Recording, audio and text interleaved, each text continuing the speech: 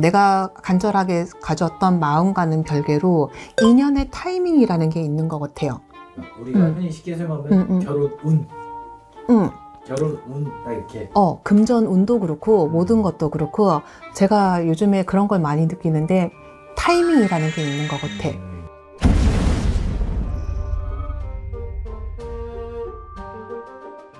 선생님 그러면 그 동거도 결혼도 보세요? 네. 아, 결혼 운이 들어왔을 때 점상에서도 이렇게. 네네네. 결혼 운이 들어왔을 때 아닌데 같이 있는 건데 뭐 이렇게 얘기가 나올 때가 있어요. 네. 보면 동거더라고요. 저는 동거도 결혼이라고 생각을 해요. 네, 더 큰 범위에서 다른 문제들이 더 있기 때문에 네, 동거도 그렇다고 생각은 하는데 그 결혼이 선택인 거냐 운명인 거냐. 네. 저는 어릴 때까지는 내가 선택해서 만들어지는 결과라고 생각을 했어요. 내가 선택을 해서 만들어진 거. 내가 이 사람을 선택을 했고, 내가 결혼도 이 사람이랑 선택을 했고, 그러면 그 결과물이 만들어지는 것도 결국엔 내 선택이지 않을까라고 생각을 했는데, 이제 신을 모시고 나서 여러 분들의 점사를 보잖아요. 네. 그러면, 그런 생각을 해본 적이 있어요. 내가 정말 이 사람을 너무 좋아하고 간절히 원하고, 이 사람하고 너무 같이 살고 싶고, 네. 그게 뭐 몇 명이 될지는 모르겠지만 사람이 평생 한 사람만 보는 건 아니잖아요. 지나가면서 그런 생각이 들 수 있는 사람들이 들어오면 내가 그 사람하고 결혼을 만약에 했다면 첫사랑이라는 말이 없지 않을까? 아, 추상적 의미 첫사랑. 그냥 우리 흔히 뭐 첫사랑 뭐 이렇게 얘기하잖아요.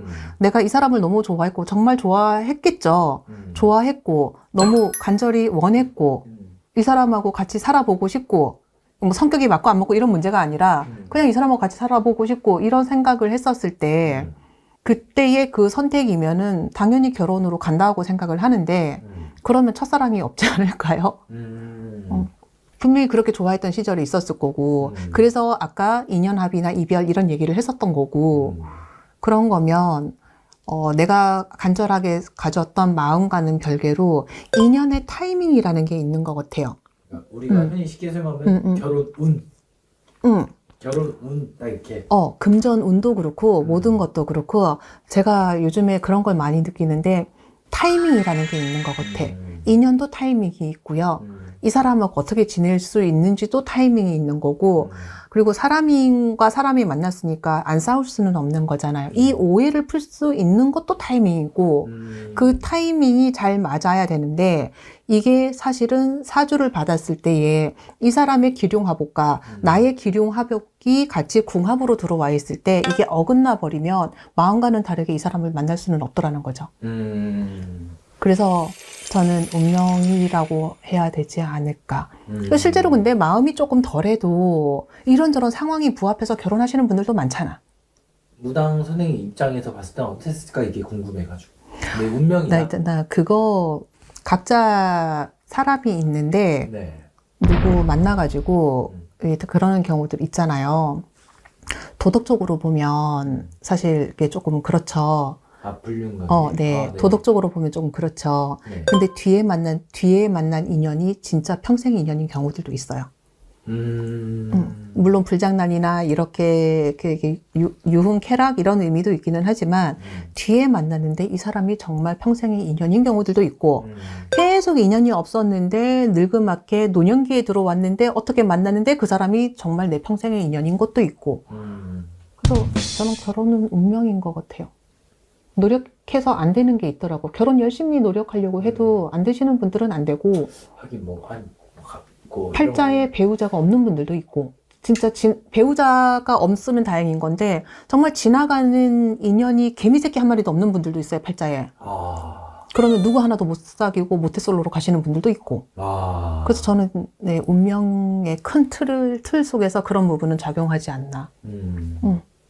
그럼 선생님 아까 뒤에 나왔던 얘기인데 그럼 불륜도 인연으로 보시는 거네요? 나 그거 신받고 나서 생각이 바뀌었어요.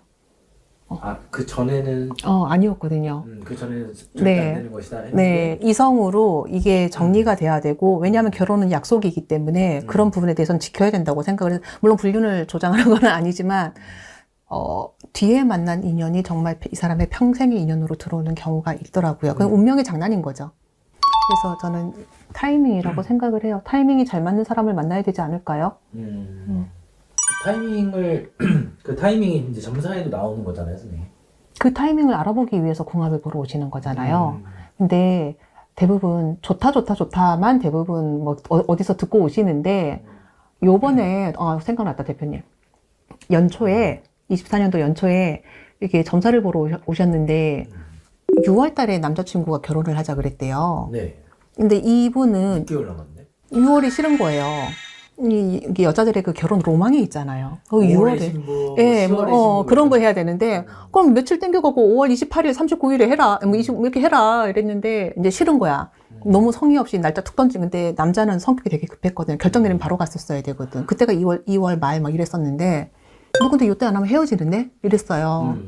그리고 나서 이제 이분 막말한다고 생각을 하셨겠죠. 헤어져. 고집 굽히고 가야 되는데? 이랬는데, 이분이 얼마 전에 다시 오신 거예요. 네. 헤어졌대요. 근데 사실 저 말고도 새 집을 더 갔는데 결혼을 한다 그랬대. 그래서 6월달에 하지 말고 내년에 하라 그랬다는 거예요. 근데 헤어졌다는 거야. 그래서 그 타이밍을 알고 행동을 하는 것도 되게 중요한 것 같아요. 네, 그때 타이밍을 놓쳤기 때문에. 근데 뭐 그런 얘기 있다? 이별수가 있어서 아니면 너는 결혼을 늦게 해야 돼서 뭐 이렇게 하시는 분들이 있는데 사람과 사람이 만났을 때, 천생연분, 천생배필은 정말 잘 없어요. 분명히 고락은 있고 고비는 있는데 이 고비를 어떻게 넘기는가가 그게 되게 중요한 거거든요. 근데 이 사람이 이별수가 있는데 이 사람은 이별수가 없어. 그러면 갈등만 있다가 그 시기 지나면 끝나요. 넘기면 되겠네요. 근데 얘도 이별수가 있고 얘도 그때 이별수가 들어와. 그러면 땅 부딪히고 빨리 끝나거든요. 그럼 이때는 어떻게 해야 돼? 사실 그 갈등을 얘랑 이혼하고 싶지 않으면은 살짝 돌려서 내가 피하고 그 시기만 돌아갈 수 있게 그 시기는 참고 있을 수밖에는 없는 거거든. 그래서 인연을 이어나가게 하려고 하면 사실 내가 성격 조절을 하고 상대방도 그 성격 조절을 해줘야 되는 게 맞아요. 근데 그때는 그게 아니면 깨지는 거지. 또 그런 이별수에는 또 마음처럼 그렇게 되지 않잖아요. 안 돼요. 사소한 게 오해가 생기고 평소에는 헤어져 이러면은 1시간 뒤에 떡볶이 먹을래? 이렇게 되는데 헤어져 그러면은 떡볶이 이제 집어 던지고 가는 거죠. 그래서 이렇게 이별수가 들어왔을 때는 참으세요 이러면 이제 참아야 되는 거죠.